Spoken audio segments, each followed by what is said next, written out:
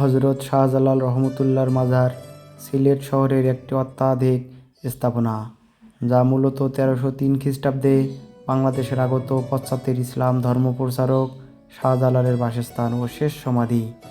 এই দরগা সিলেট শহরের উত্তর প্রান্তে একটি টিলার উপর অবস্থিত। কারো কারো মতে সিলেট ভূমির মুসলিম সভ্যতা ও ধর্মমত এই দরগাহকে কেন্দ্র করে প্রসার লাভ করেছে। হজরত শাহজালালের রহমতুল্লাহর মাজারের চত্বরের উত্তর দিকে একটি পুকুর রয়েছে। এই পুকুরে রয়েছে অসংখ্য গজার মাছ।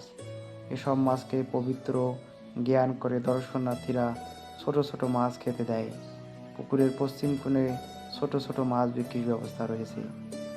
বাংলাদেশের শত শত বছরের ঐতিহ্য নিয়ে জালালি কবিতর টিকে আছে বাংলাদেশের সিলেটের হজরত শাহজালাল রহমতুল্লাহর মাজারে। ধর্মপ্রাণ সিলেটের মানুষ বিশ্বাস করে এই কবিতর হারিয়ে যেতে পারে না।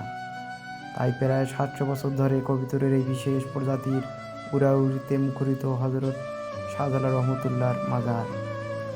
এই মাজারে যে সকল পর্যটকরা দেখতে আসে, তারা এই কবিতরগুলোকে খাবার দিয়ে আনন্দ উপভোগ করে।